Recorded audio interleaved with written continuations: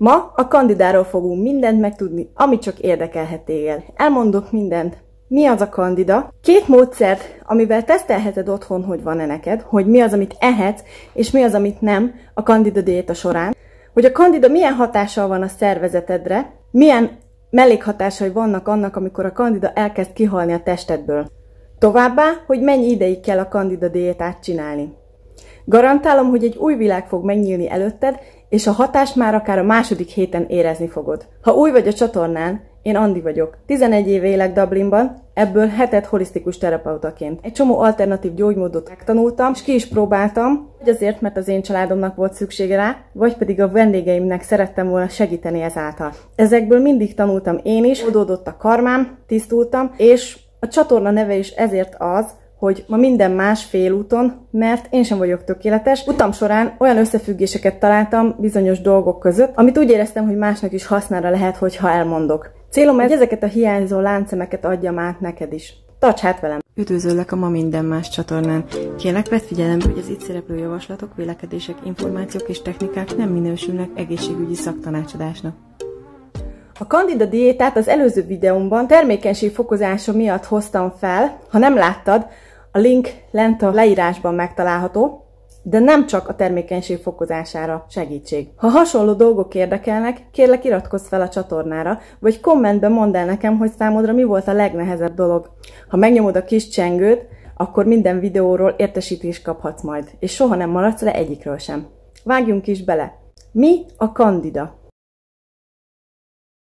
A kandida, vagy hivatalos nevén a Candida albicans, egy gombás fertőzés, elgombásodás a testben, egy bélben megtalálható patogén, de kiirtani nem lehet teljesen, mert a testünk szimbiózisban van vele.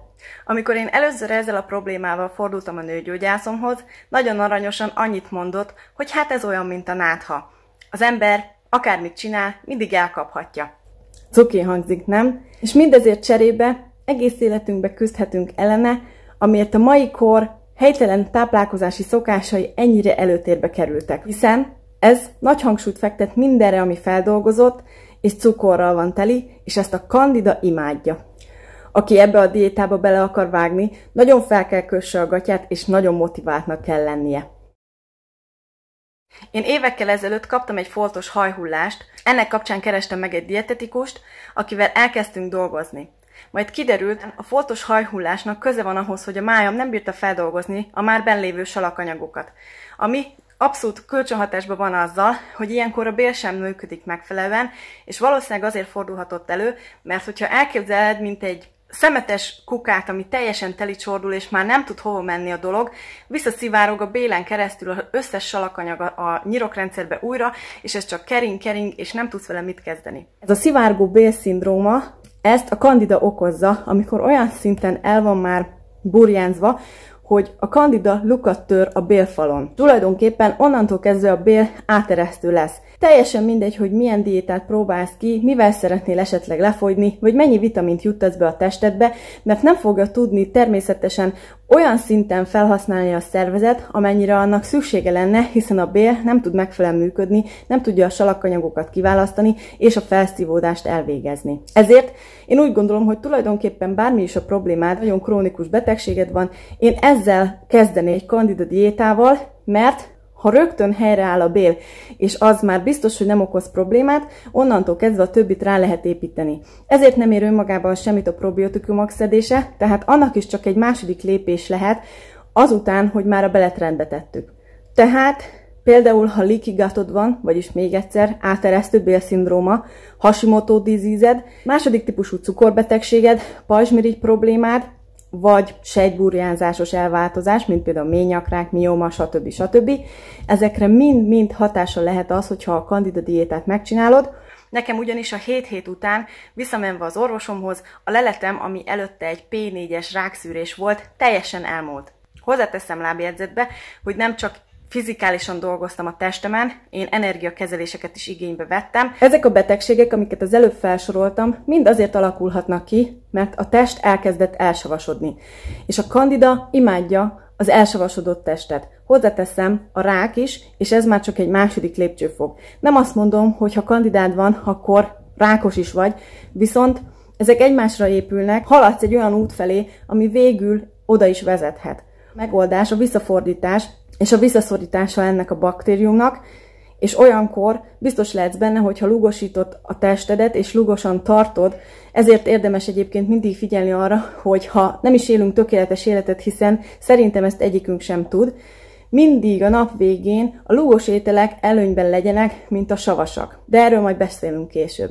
Ha valaki esetleg rákkal küzd, akkor is nagyon-nagyon fontos a lugosítás, szinte alapkövetelmény. Hiszen a rák is és a kandida is imádja a savas környezetet, amennyiben ezt nem adod meg neki, egyszerűen nem talál életfelületet, tehát el fog halni, és innentől kezdve vissza tudod állítani az egészségedet mindenféle egyéb költséges beavatkozás nélkül. Amikor a test pH értéke felborul és elkezd elsavasodni, jótékony baktériumok száma teljesen eltörpül ahhoz képest, ami a káros baktériumok száma.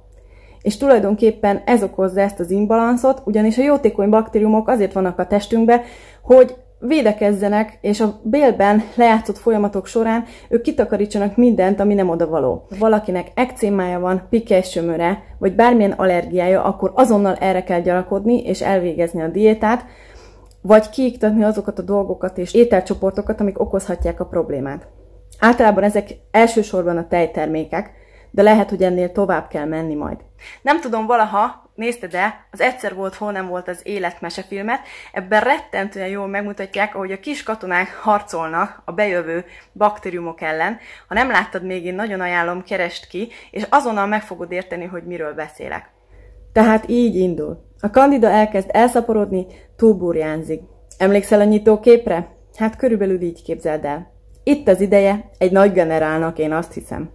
Előfordulása a testben. A kandida, mint amúgy egyébként mellesleg a penész is, imádja a sötétet, a nedves környezetet és a meleget. Megtalálható a szánkban, a torkunkban, az egész emésztőrendszerben, tehát a belegben, hasban is előfordulhat, és a nemi szervekben. A kandida tünetei. Szájban az úgynevezett thrush, amikor egy fehér lepedékréteg jön a nyelvre. Kisgyermekeknél ezt szájpenésznek hívják, és általában anyukával szoptatás közben oda-vissza fertőzhetik egymást, ezért erre nagyon érdemes odafigyelni. Hogyha szoptatós anyuka vagy, ilyenkor érdemes megint szintén a tejtermékekre gyanakodni, és esetleg egy ideig kihagyni őket. Ha el vagy gázosodva, hogyha nem tudsz megfelelően emészteni, tehát látod, hogy darabokban jön ki belőled az étel, nem lett megemésztve, szintén érdemes a kandidára gyanakodni. Ha a nyelved lepedékes, és mindegy, hogy mit csinálsz, akkor is rossz a lehelleted, ide tartozik még, hogyha valakinek színuszfertőzése van, akár az orrpolip is lehet ettől. Ha bármilyen köröm vagy bőr problémád van, tehát gombásodás, kiütések, visszatérő vagy el nem múló húgyúti fertőzések, vagy más egyéb gyulladások a testben, fáradtság, ami szűnni nem akaró, vagy egyszerűen nincsen különösebb oka rá. Nyilván nem ide tartozik, amikor 2 órát aludtál a gyerek miatt, azonban megjegyezném, hogy a sok kávé fogyasztása, a kialvatlanság a mellékvesét teljesen leterheli, és olyan stresszbe teszi, ami utána automatikusan az egész szervezetet legyengíti, és a legyengült immunrendszer egyenes következménye tulajdonképpen, hogy később kandida is megjelenik a szervezetben. A nők 20%-a úgynevezett aszimpatikus, tehát tünetmentes hordozója a Candida vaginitisnek, magyar nevén a bakteriális vaginitisnek. A test pH értékének megváltozása a test elsavasodásához vezethet, ez pedig előfordulhat hormonális változás miatt, gyógyszer hatására és az immunrendszer legyöngülése miatt. A cukorbeteg nők vannak a legnagyobb veszélynek kitéve, hiszen a vizeletben lévő cukorból táplálkozik a kandida. Ha nem vagy esetleg cukorbeteg, és mégis kandidában szenvedsz, vagy vaginitisben, akkor kérlek, mérd meg a vércukorszintedet, és ellenőrizd időnközönként, figyelj az extra cukorbevitelre, hogy a vércukorszintet helyre tudjon állni, és ne okozzon problémát. Nézzük hát a kandida diétát. Mit kell kerülni? A cukor, a glutén, az alkohol és a tejtermékek kiiktatásával szorítja vissza az elszaporodást, és a test újra fellélegezhet. Ezek azok ugyanis, amiből táplálkozik, és hogyha ezt nem kapja meg, akkor egyszerűen csak elhal. A zöldségek közül nem jöhet számításba a krumpli, nem jöhet számításba a gomba, és a paradicsom biztosan. Szódás italok, cukrozott üdítők, minden, amiben rejtett cukor van. ketchup, majonéz. A kandida elleni küzdelemben mindent ki kell iktassunk, ami ecetes, élesztővel, kovásszal, bármi olyasmivel készült, ami a gombásodás jeleit hordozza magában, vagy fermentálással készült.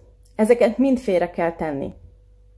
Egyik barátnőm nem értette, hogy ugye tudjuk, hogy a kefir, a kombudzsa és minden ilyen fermentált dolog nagyon jó a testnek, és főleg a beleknek, és hogy lehet, hogy akkor ezt a kandida diéta során mellőznünk kell. Először vissza kell szorítanunk őket, ez az elsődleges lépés, ez az első feladat. 3 lépcsőből áll amúgy egyébként a küzdelem ellenük. Az első lépcsőfok, amikor visszaszorítjuk őket. A második lépcsőfok, amikor még ezt megfejeljük azzal, antifungál, vagyis gombaellenes szereket használunk, amivel megtámogatjuk az immunrendszer küzdelmét ellene. A harmadik lépcsőfok pedig, amikor visszaépítjük a pozitív baktériumokat a szervezetbe, ezt pedig probiotikumokkal fogjuk csinálni. Nem szabad egyik lépés sem kihagyni. Én egyébként kávémentesen csináltam végig ezt a 7 hetet, és bár nem követelmény, emögött a tudományos ok az, hogy a kávé kivonja a testedből a B-vitaminokat, a cinket és a vasat is, amik igazából az immunrendszert gyengítik. Második oka pedig az, a sok kávéfogyasztás mellett beindul egy olyan stressz folyamat, a kávé és a felpörgetett életmód vagy stressz tapasztalása adrenalin fatigot, vagyis mellékvese kifáradást okozhat, és ilyenkor ezt is meg kell gyógyítanunk. Nehéz dolgod lesz a vásárlás során, igaz? Tudjuk, hogy a cukor kell a testnek a természetes működéséhez, azonban az extra bevitel szívinfarktushoz, szívproblémákhoz, elhízáshoz, cukorbetegséghez és gyulladásokhoz vezethet a testben. Mit lehet enni? Zöld zöldségek, alacsony glukémiás indexű gyümölcsök, kerül mindent, amiben sok a cukor, mint például banán, dinnye, alma, de én tulajdonképpen egyáltalán nem ehettem gyümölcsöket a kúra során. Ide jöhet még az árpa, a zab, ő lesz a barátod, állítom. Hajdina, barna rizs, minőségi, alacsony zsírtartalmú proteinek, mint például a hal, a tojás vagy a magvak, olyan fűszerek és gyógynövények, amik segítenek majd a harcban, ilyenek például a rozmarin, a gyömbér, a kurkuma, hagyma, a fokhagyma, oregano, kókuszolaj, avokádóolaj, olívaolaj, hogy az olajukba is belemenjünk. A legvégső lépés, ahogy beszéltük, pedig a jó bacik visszaültetése probiotikumok által. Az ecetek közül az egyetlen dolog, ami a barátod lesz, az az almaecet, ugyanis ez feldolgozatlan. Ez még segítségedre is van a harcban. Érdemes minden reggel egy pohár almaecetes vízzel kezdeni a napot. Én ajánlom a fokozatosság elvét betartani, ugyanis elsőre nagyon nem fog tetszeni. És azt is tudnod kell, hogy a kandida egy olyan teljesen önálló lényként él a szervezetedben, ami impulzusokat küld az agyadba, tehát amikor elkezdesz majd harcolni ellene, hát nagyon nem fog ő felségének tetszeni, kapod majd az ívet tőle.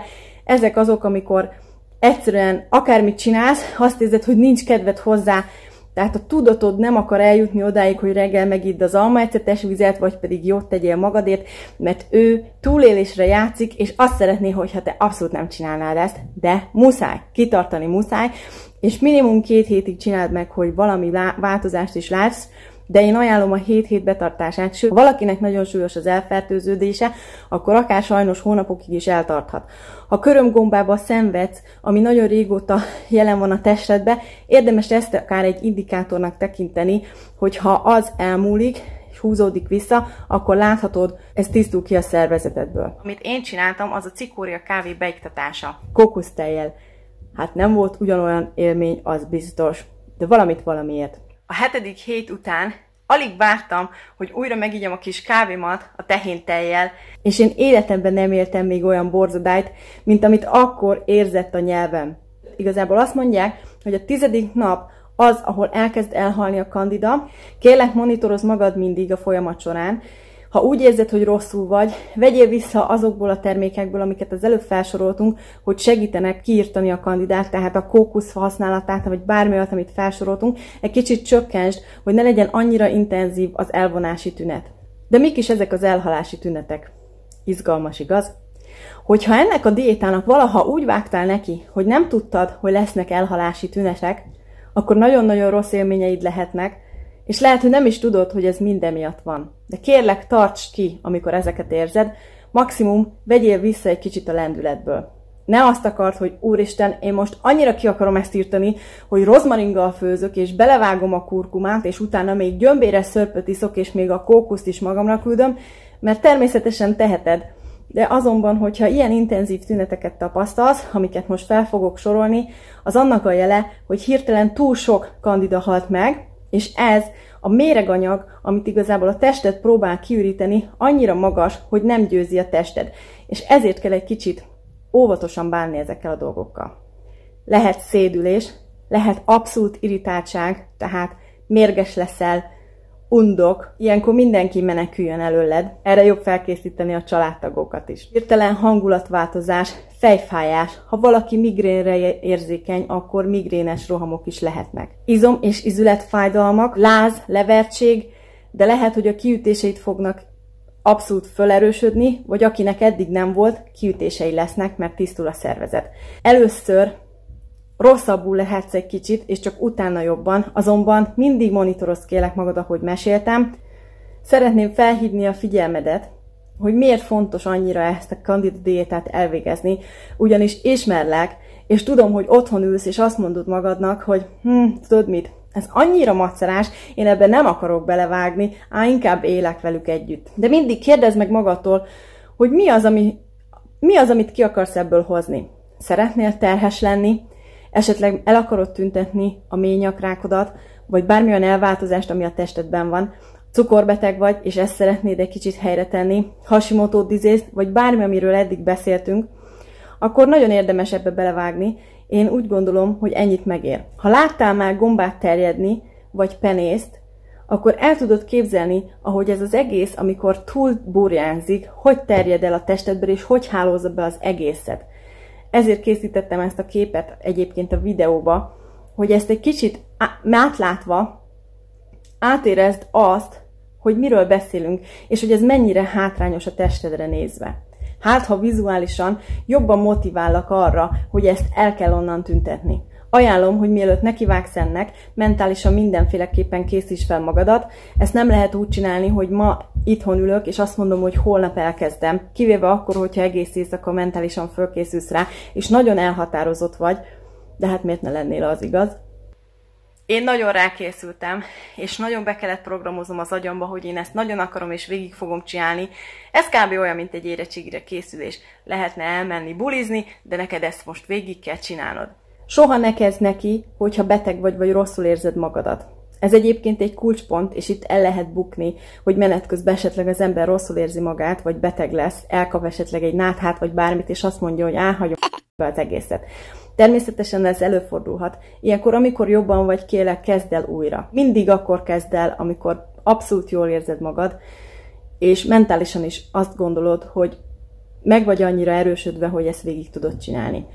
Én azt mondom, hogy terhesek és szoptatós anyák ne kezdjenek neki, hiszen azt mondják ilyenkor, hogy a testbe elindul ugye a véráramban a feldolgozásra került méreganyagok, és ez be tud jutni a baba szervezetébe, ezért abszolút nem ajánlatos ilyeneket csinálni ilyenkor. Ha szeretnéd megkapni a teljes diéta leírását az összes használható és nem használható élelmiszerek listájával, ami az én diétám alapját képezte, plusz extra trippeket tőlem, mit lehet akkor enni, hogyha rátör a cukoréhség, mert rát fog törni, akkor kérlek, jelezd a videó leírásában található linken, és én el fogom neked ingyen ezt küldeni. Tartalmazni fogja azt, hogy én milyen kiegészítő termékeket szedtem, és még a lelki okokról is fogok neked beszélni, hogy mit jelent az lelki oldalról valaki kandidával küzd.